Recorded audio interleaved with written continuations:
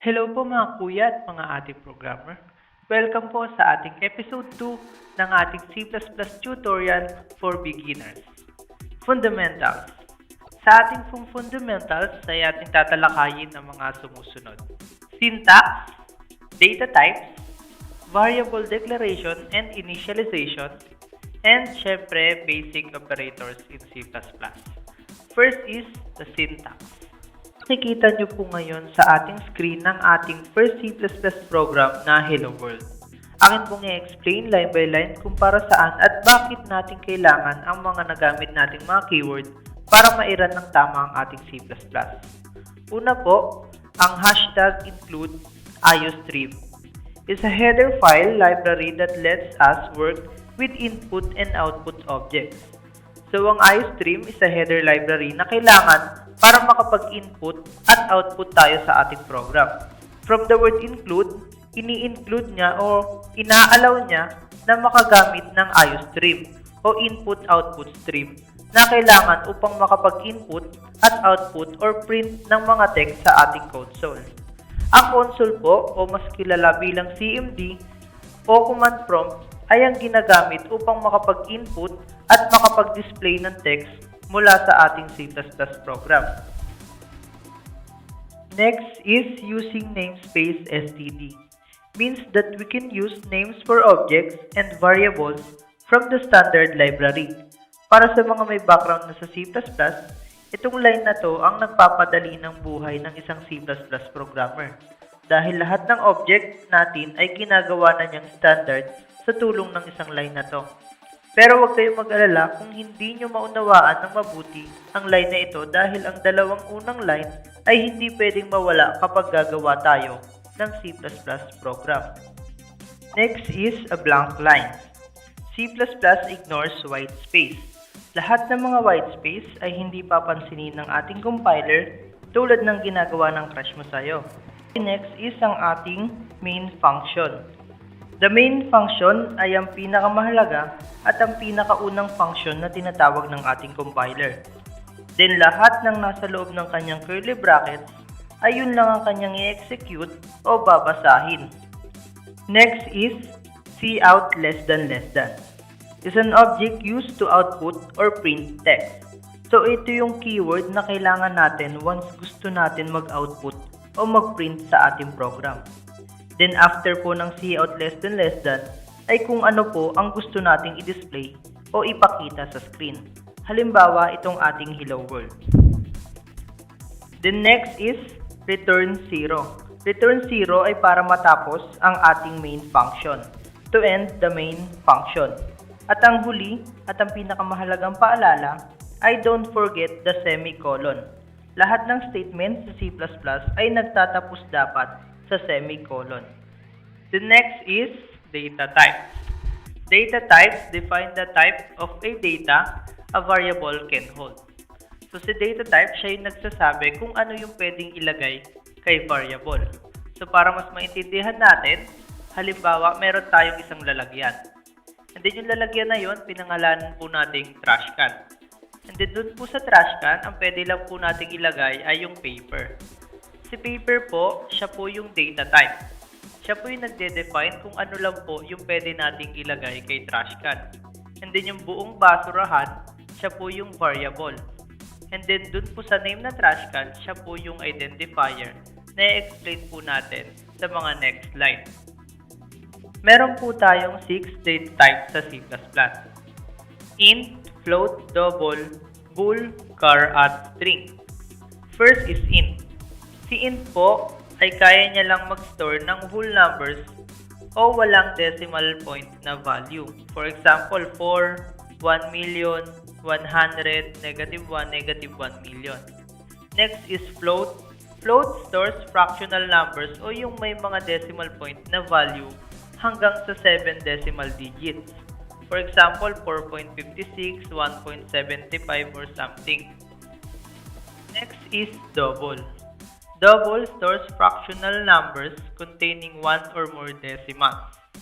Kaparehas lang sila ni float pero mas malaki yung kaya niyang hawakan, hanggang sa 15 decimal digits. For example, 4.56 4632 or something mas mahaba pa. Then next is bool o boolean. Si boolean kayang mag-store ng true or false values. Wala siyang ibang tinatanggap kundi true or false value lang. Napakahalaga nito sa programming. And then next is char o character. Character stores a single character, letter, number, or ASCII values. For example, D, A, or basta single character lang. Pero bakit napasama yung number? Ang pinagkaiba nila sa int, si int, yung number na nai-store doon, kaya mong gamitin sa formula. For example, 4 minus 1. Pwede siyang magamit doon. Pero sa character, 4 minus 1, hindi siya magma-minus. And then next is string. String stores a group of character, letters, number, or ASCII values. For example nito, yung mga pangalan. Yung mga course, yung mga section, yung mga pangalan ng tao. Basta group of character. Next is variable declaration and initialization. Variables are containers for storing data values. Sa variables, doon natin nilalagay yung mga value na ginagamit natin. Declaration, kapag declaration, ganito ang syntax na makikita natin. And then kapag initialization, ganito ang syntax na makikita natin. Ang pinagkaiba nila, sa declaration ay wala pang ina-assign na value. And then sa initialization, meron ng in-assign na value. Si int, siya yung data type, and then yung number, siya yung variable o identifier. And then sa initialization naman, si int yung data type, and then si number yung variable or identifier, and then meron tayong assign operator, and then the value. And then pwede din tayong mag-declare ng maraming variable ng sabay-sabay. Ganito ang makikita nating syntax. For example, int ID number, serial number, plate number. Pwede tayong magsabay-sabay ng variables basta iisa lang ng data types. So lahat to, tatlong to, number na kayang mag-store ng whole numbers. And then pwede rin yung string. String, student name, student course, student section. So lahat yan pangalan, lahat yan string, lahat yan group of characters. And then pwede rin tayo mag-initialize ng sabay-sabay na variable. ID number is equal to 7, serial number is equal to 4, plate number is equal to 8753. And then pwede rin sa string, student number, may value na, and then student course, may value na, student section, nilagyan na ng value. Meron tayong tinatawag na magandang pagpili ng identifier. Sa identifier, siya yung name na ginagamit dun sa variable natin. For example, sa program natin, kailangan natin ng name of student. Siyempre, kung gagawa tayo ng variable, yung makikilala na ito, name of student to. For example, string student name. So, pag nakita natin na student name, alam na natin na dito natin i-store yung name of student. So, mas madali na siyang ma-debug o mas madali na siyang maayos. Mas madali na siyang mas maintindihan. For example, student ID. So, int student ID para mas madaling maintindihan at mas madaling hanapin. The next is basic operators in C++.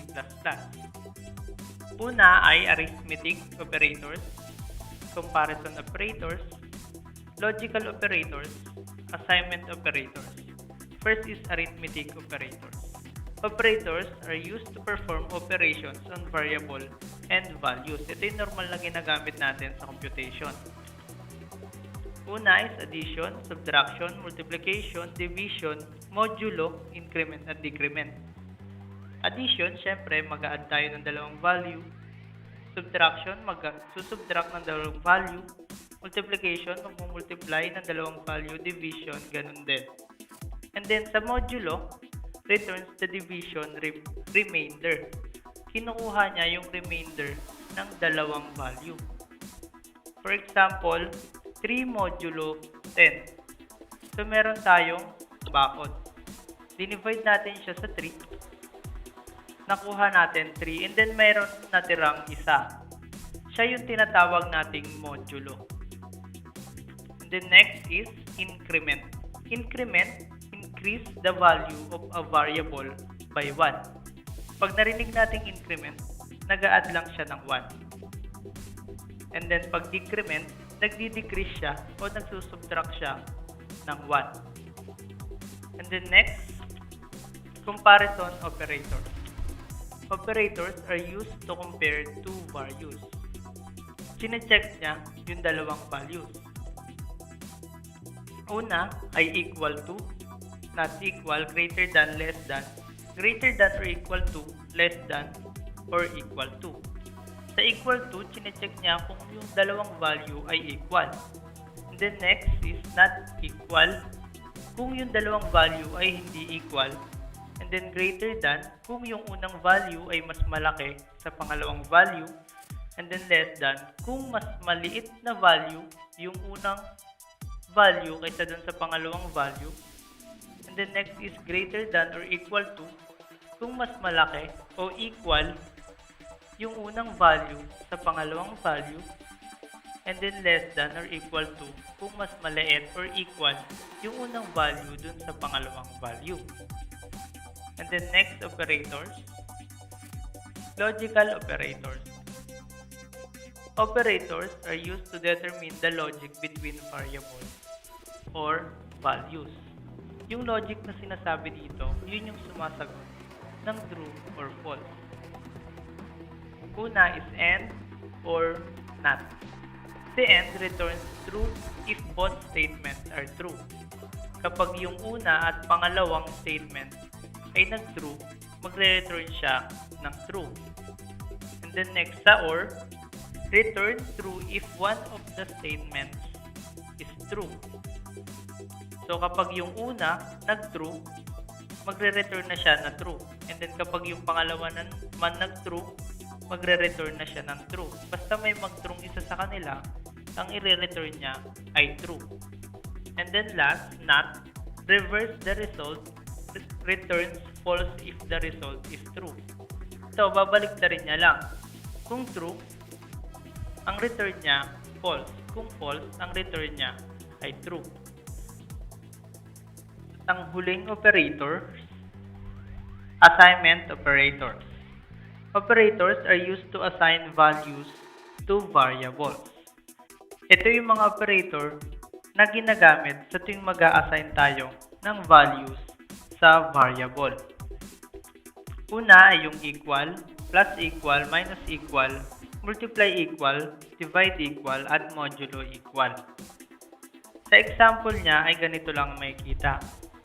Sa equal ay normal na equal lang, and then sa plus, x tapos sa gitna lang siya, and then 3, x minus equal 3, x multiply equal 3, x divide equal 3, at x modulo equal 3. Para siyang katulad nitong nasa dulo, x is equal to 5, x is equal to x plus 3, x is equal to x minus 3, x is equal to x times 3, x is equal to x divide 3, at x is equal to x modulo 3. At dito na po natatapos ang ating episode 2 ng C++ tutorial for beginners. Bye-bye! Maraming salamat po sa inyong panonood. Thumbs up kung nagustuhan niyo po ang ating video, and don't forget to subscribe and click the notification bell para updated po kayo sa mga susunod po nating video. Ako nga po pala si Danilo D. Avance Jr. na laging nagsasabing pagdating sa programming, aral muna bago lande.